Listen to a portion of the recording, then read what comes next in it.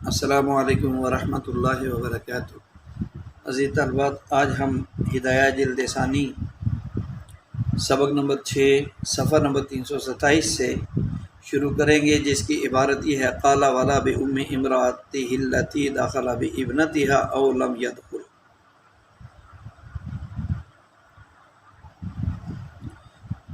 جی، بسم اللہ الرحمن الرحیم۔ قال ولا بأم امرأته التي دخل بابنتها او لم يدخل لقوله تعالى وأمهات نسائكم من غير قيد الدخول، ولا ببنت امرأته التي دخل بها لثبوت قيد الدخول بالنص سواء كانت في حجره او في حجر غيره۔ یہاں اس کو حجری ہی اور حجری ہی دونوں طرح پڑھ سکتے ہیں۔ لأن ذکر الحجر خرج مخرج العادة لا مخرج الشرط، ولهذا اکتفى في موضع الإحلال بنفي الدخول قال ولا بامرأة أبيه وأجداده لقوله تعالى ولا تنكحوا ما نكح آباؤكم، ولا بامرأة ابنه وبني أولاده لقوله تعالى وحلائل أبنائكم الذين من أصلابكم وذكر الأصلاب لإسقاط اعتبار التبني لا لإحلال حليلة الابن من الرضاعة، ولا بأمه من الرضاعة ولا بأخته من الرضاعة لقوله تعالى وأمهاتكم اللاتي أرضعنكم وأخواتكم من الرضاعة، ولقوله عليه السلام يحرم من الرضاع ما يحرم من النسب، ولا يجمع بين أختين نكاحا ولا بملك يمين وطيا لقوله تعالى وأن تجمعوا بين الأختين، ولقوله عليه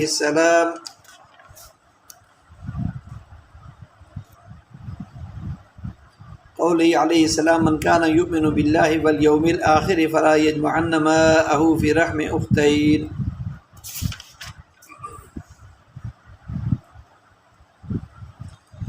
قال مصنف رحمۃ اللہ علیہ فرماتے ہیں ولا،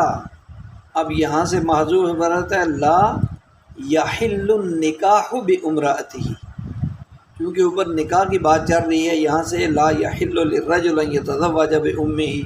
کہ مرد کے لیے حلال نہیں ہے کہ وہ نکاح کرے۔ تو یہاں سے بھی یہ ہے کہ قال ولا بأم امرأته ای لا یحل النکاح بامرأته، کہ مرد کے لیے حلال نہیں ہے نکاح کرنا اپنی بیوی کی ماں کے ساتھ۔ کون سی بیوی؟ اس بیوی کی ماں کے ساتھ التی دخل بابنتها، کہ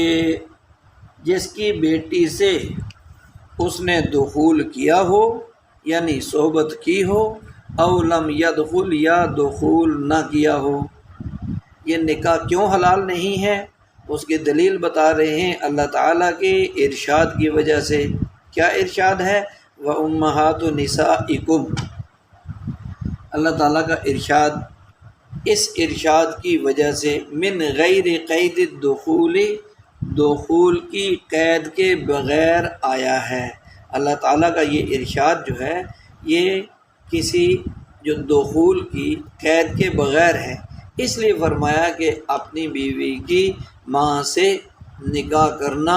حلال نہیں ہے، چاہے اس بیوی کے ساتھ جماع کیا ہو یا نہ کیا ہو، وطی کی ہو یا نہ کی ہو۔ اللہ تعالیٰ کا ارشاد مطلق ہے، بغیر کے دخول کی قید کی ہے، اس لیے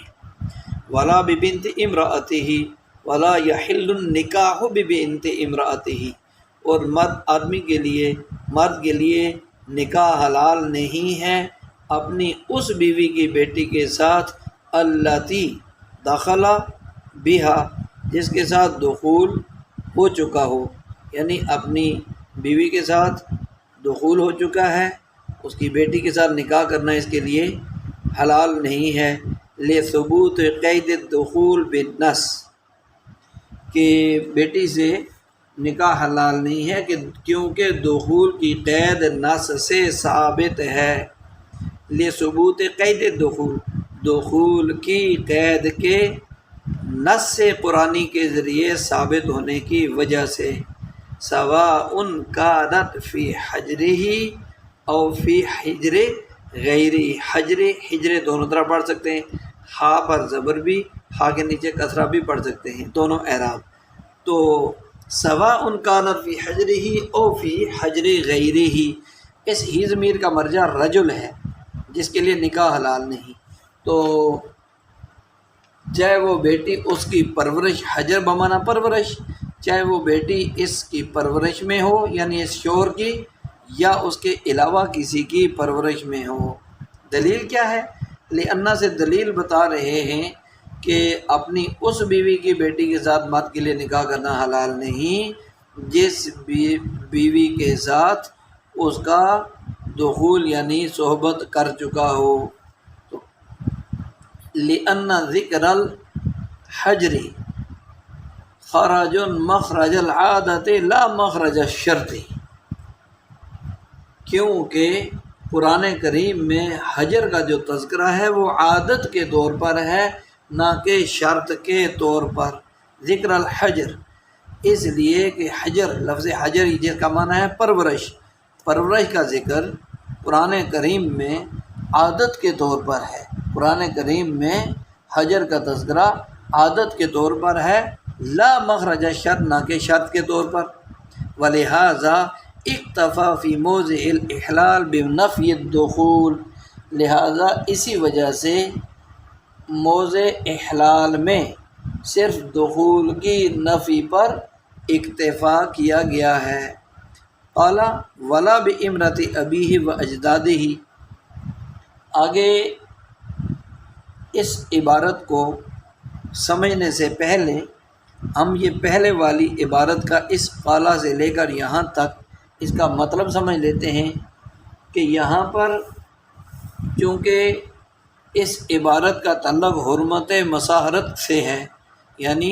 سسرالی رشتے کے اعتبار سے جن سے نکاح کرنا حرام ہے ان کے بارے میں ہے، ان سے تعلق ہے، تو اس لیے خلاصہ اس کا یہ بنتا ہے کہ مرد کے لیے اپنی بیوی کی ماں، جس کو ساس کہتے ہیں، ساس سے نکاح کرنا مطلقاً حرام ہے، چاہے اس نے اپنی بیوی سے جماع کیا ہو یا نہ کیا ہو۔ وجہ کیا ہے؟ قرآن کریم کے اندر وہ رشتے جن سے نکاح کرنا حرام ہے ان کو محرمات کہتے ہیں،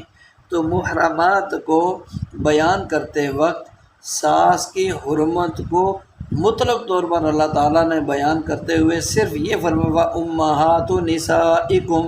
نساء سے مراد یہاں بیویاں ہیں، کہ تمہاری عورتوں کی مائیں یعنی تمہاری بیویوں کی مائیں، تو یہ مطلق لفظ پر ارشاد فرما کر اکتفا کیا گیا ہے، اس کے ساتھ دخول ہونے یا نہ ہونے کی قید نہیں ہے، دخول کی قید نہیں ہے، اس لیے ساس کے ساتھ نکاح کی حرمت مطلق رہے گی۔ کیا مطلب مطلق رہے گی؟ چاہے اس لڑکی کے شوہر نے اس کی بیٹی سے جماع کیا ہو یا نہ کیا ہو، دخول کیا ہو یا نہ کیا ہو، حرمت مطلق رہے گی۔ دوسرا مسئلہ اس عبارت میں یہ ہے کہ مرد کے لیے جو ہے وہ ببنت امرأتہ التی دخل بہا، کہ اپنی بیوی کی بیٹی سے بھی نکاح درست نہیں ہے، جس بیوی سے دخول ہو چکا ہے اس کے بارے میں بتایا گیا، بشرطے کہ اس کی ماں سے دخول کر لیا ہو، تو اس کو کہتے ہیں ربیہ، لڑکی ربیہ، ٹھیک ہے۔ تو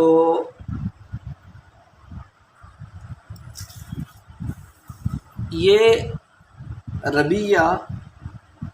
اس لڑکی کو کہتے ہیں کہ جو سابق شوہر سے ہو، مثلا جس عورت سے جمیل نے نکاح کیا، اس عورت کا پہلے کہیں اور نکاح ہوا تھا، وہاں سے ساتھ بیٹی لے کر آئی ہے، یہ ہے ربیہ لڑکی۔ تو اس لڑکی جو ہے اس کے بارے میں یہ بات بیان ہو رہی ہے کہ اس نے اس لڑکی کی ماں سے دخول کر لیا یعنی صحبت کر لی، تو اب اس لڑکی سے نکاح کرنا اس آدمی جمیل کے لیے درست نہیں ہے۔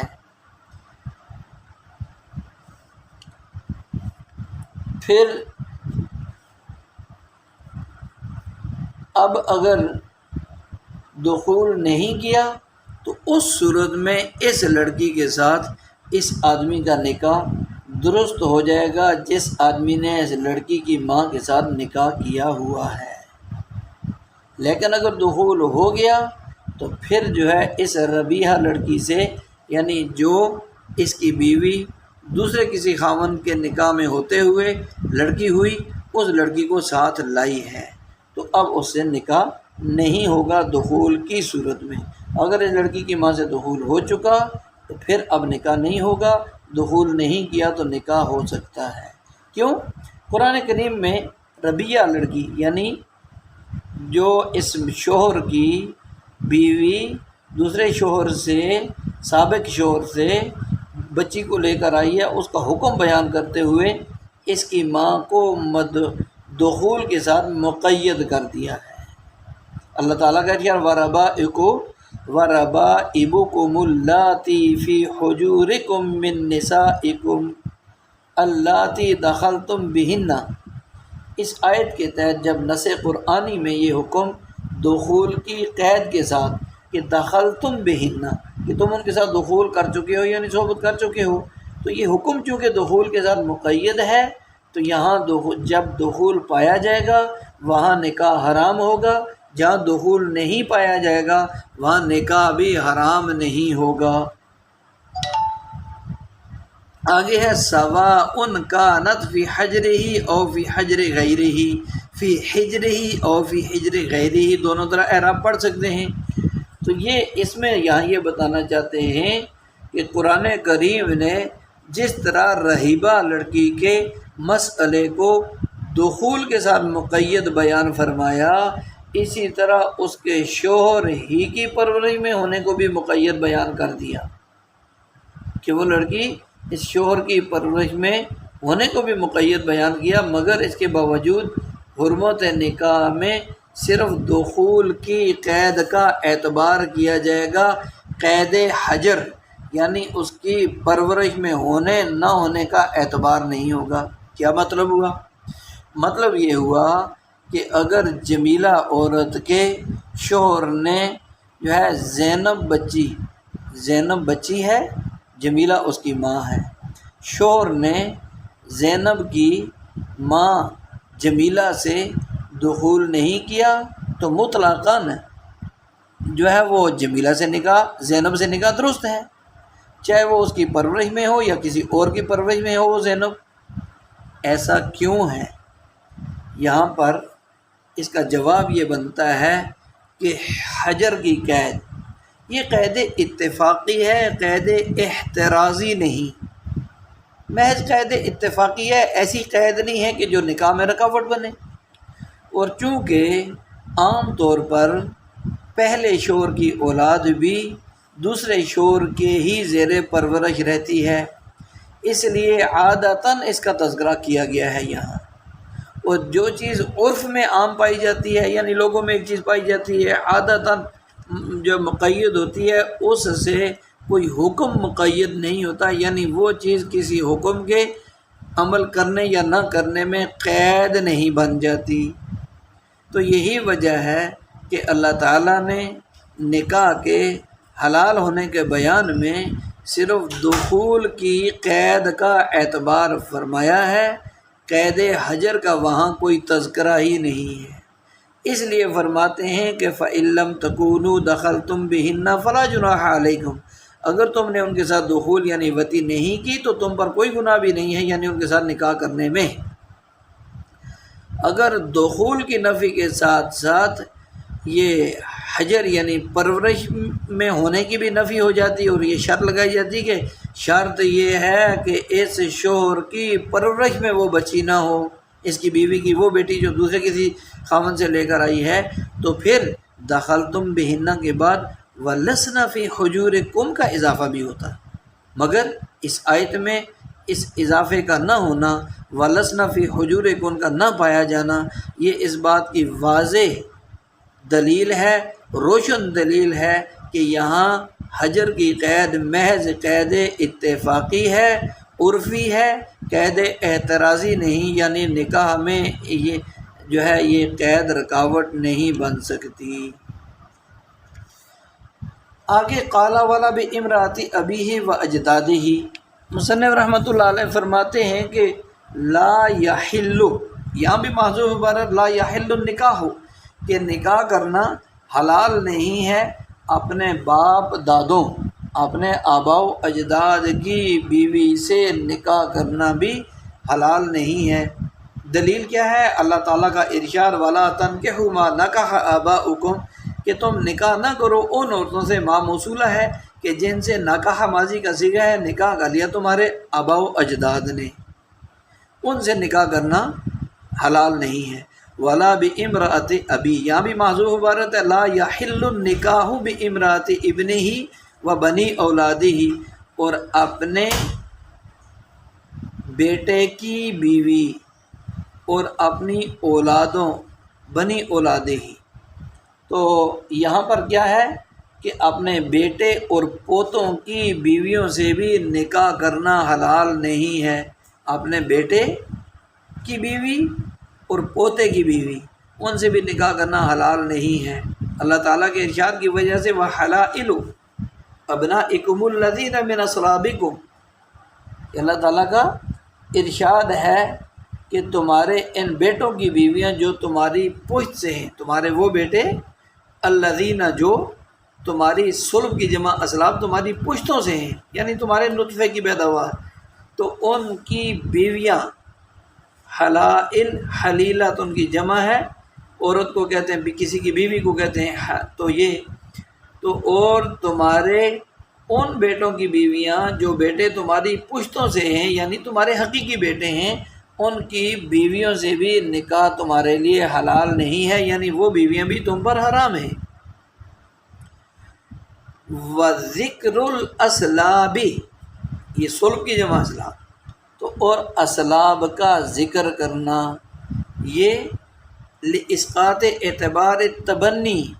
متبنہ کے اعتبار کو ساقط کرنے کے لیے ہے، اور اسلاب کا یعنی صلبی بیٹے، پشت کے بیٹے، اپنے حقیقی بیٹے، ان کا ذکر متبنہ کے اعتبار کو ساقط کرنے کے لیے ہے۔ لا لإحلال حلیلۃ الابن من الرضاعہ، نہ کہ رضاعی بیٹے کی بیوی کو حلال کرنے کے لیے۔ حلیلہ بیوی کو کہتے ہیں اور اس کی جمع حلائل ہے، تو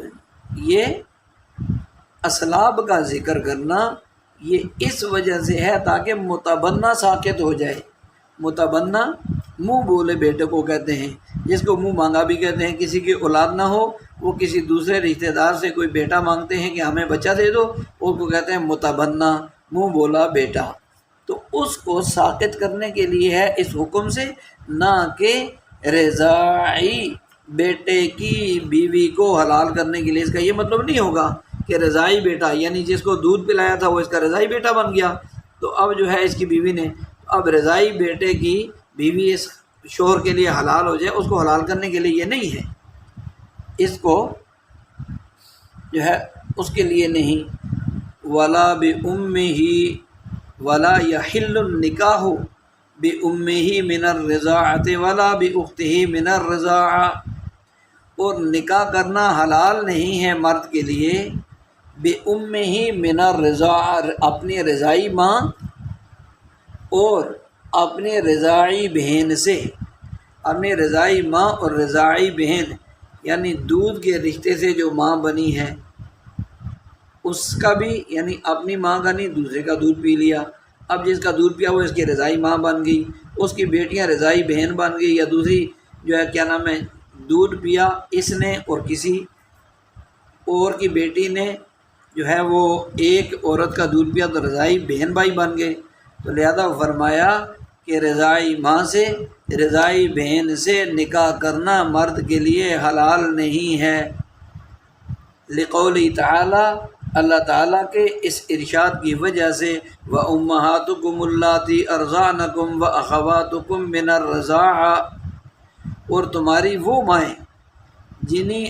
جنہوں نے تمہیں دودھ پلایا، اور تمہاری وہ مائیں جنہوں نے تمہیں دودھ پلایا یعنی تمہاری رضائی مائیں، و اخواتکم اور تمہاری اختن کی جمع اخواتن ہے، امن کی جمع امہات ہے، تمہاری وہ مائیں جو ہے وہ تمہاری وہ بہنیں جو تمہاری دودھ کی وجہ سے، دودھ پینے پلانے کی وجہ سے بہنیں بنتی ہیں، یعنی رضائی بہنیں،